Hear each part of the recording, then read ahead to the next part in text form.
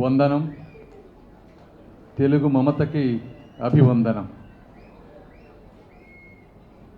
అన్న నందమూరి తారక రామారావు గారు ఆ రోజు పార్టీ పెట్టినప్పుడు తెలుగు యువత ఎంతోమంది యువకులు ఆ రోజు రాజకీయాల్లోకి వచ్చారు.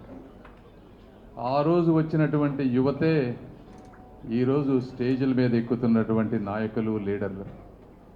అయితే కాలక్రమేణా తెలుగుదేశం పార్టీలో వచ్చినటువంటి మార్పులు కానీ, అందరూ ఒక్కొక్కసారి యుక్త వయసులో వచ్చినప్పుడు కెరీర్లు దెబ్బతింటున్నాయనేటువంటి ఒక ఉద్దేశంతో కానీ చంద్రబాబు నాయుడు గారు ఎక్కువ యువత ఉద్యోగాల్లో ఉండాలి, కెరీర్లు స్థిరపడాలనేటువంటి ఒక లక్ష్యంతో ముందుకు వెళ్ళారు.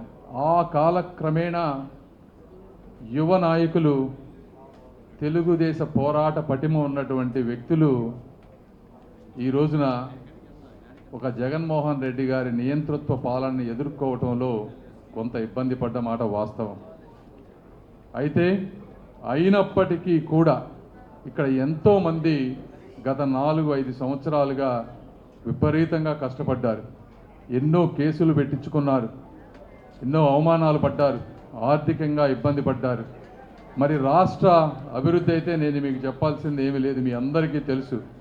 దాదాపుగా 130 సంస్థలు రాజధాని ప్రాంతంలో తీసుకురావటానికి చంద్రబాబు నాయుడు గారు 5 సంవత్సరాలు విశేషమైనటువంటి కృషి చేసి వాటన్నిటికీ స్థలాలు అలాట్ చేసి జీవోలు ఇస్తే కేవలం కక్షతో వాటన్నిటినీ క్యాన్సిల్ చేశారు.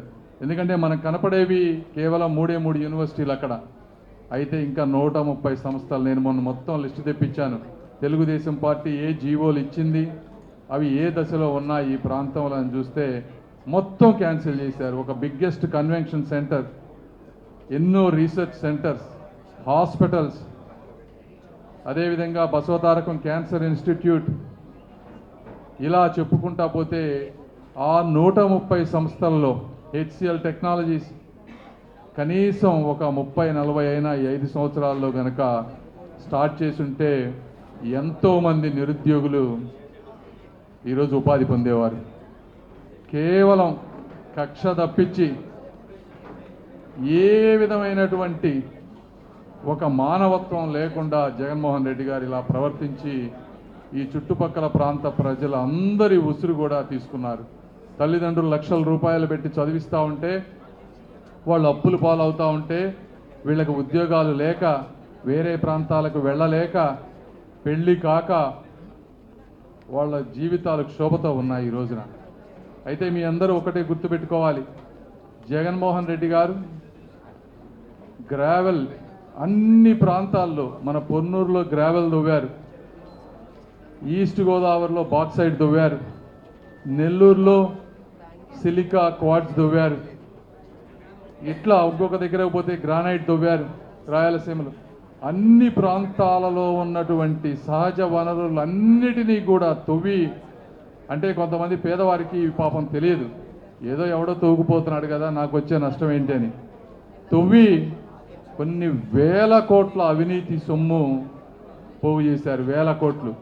ఆ అవినీతి సొమ్ముతో ఈరోజు సోషల్ మీడియా కానీ, యూట్యూబ్ కానీ, ఫేస్బుక్ కానీ ఇలా ఒక వికృత రావణ రాజకీయానికి ఆయన తెరదీశారు. కొంతమంది చెప్తా ఉన్నారు, జగన్మోహన్ రెడ్డి గారు సోషల్ మీడియాలో అంత యాక్టివ్గా ఉన్నారు, ఆంధ్రప్రదేశ్ అంతా కూడా సిద్ధం పోస్టర్లు వేశారు, మీరు ఎందుకు చేయలేకపోతున్నారని కొంతమంది మమ్మల్ని అడుగుతూ ఉంటే నేను చెప్తా ఉన్నాను, మా దగ్గర అంత అవినీతి సొమ్ము లేదయ్యా. మీరు అవినీతి సొమ్మును ప్రశ్నించబోయి కొంతమంది అది గొప్పగా చెప్తా ఉన్నారు. మా దగ్గర ఉంది ఎవరంటే గుండెల నిండా అభిమానం, ప్రేమ పెంచుకున్నటువంటి మా కార్యకర్తలు. కాబట్టి ఆ వికృత రాజకీయానికి ఎదురొడ్డి పోరాడుతున్న ప్రతి కార్యకర్తకి కూడా మనస్ఫూర్తిగా నేను ధన్యవాదాలు తెలుపుకుంటున్నాను తెలుగుదేశం పార్టీ తరఫున.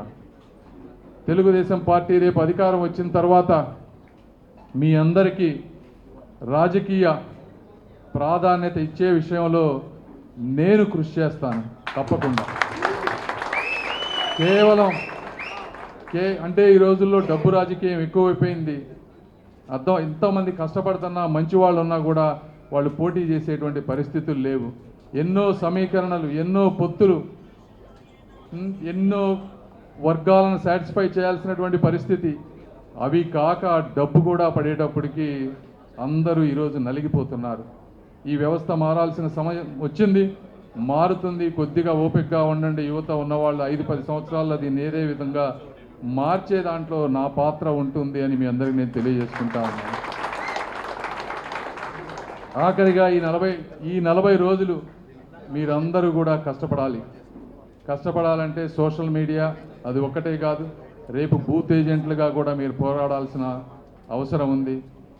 ఈరోజు బీజేపీ పార్టీ మనతో పొత్తు పెట్టుకుంది కాబట్టి కొద్దో గొప్ప మనకి ఇబ్బంది ఉండకపోవచ్చు ఈ విషయంలో. అయినప్పటికీ కూడా ఏమాత్రం అశ్రద్ధ చేయవద్దు. దీనికన్నా ముఖ్యంగా యువత ఒక మూమెంటంని క్రియేట్ చేయగలిగినటువంటి వ్యక్తులు మీరు. అంటే మేము ప్రచారానికి వెళ్ళినప్పుడు కానీ, లేకపోతే మీరు గ్రామాల్లో తిరిగినప్పుడు కానీ ఒక మూమెంటం కనుక క్రియేట్ చేస్తే చాలామంది న్యూట్రల్ ఓటర్సు ఏ పార్టీ గెలుస్తుందో వాటి వైపు ఓట్లు వేస్తారు. ఎందుకంటే ఎవరు ఏ వ్యక్తి కూడా వారి ఓటు ఓడిపోయే వారికి మురిగిపోవటానికి ఇష్టపడరు. కాబట్టి ఈ మూమెంటం క్రియేట్ చేయడంలో మీరందరూ కూడా ప్రత్యేక శ్రద్ధ తీసుకోవాలని నేను మనస్ఫూర్తిగా కోరుకుంటా ఉన్నాను. కాబట్టి మీలాంటి యువకులు ఇచ్చేటువంటి ఉత్తేజంతో మేము కూడా విపరీతంగా కష్టపడతామని మీ అందరికీ తెలియజేసుకుంటూ మనస్ఫూర్తి కృతజ్ఞతలు తెలుపుకుంటూ సెలవు తీసుకుంటున్నాను. Thank you.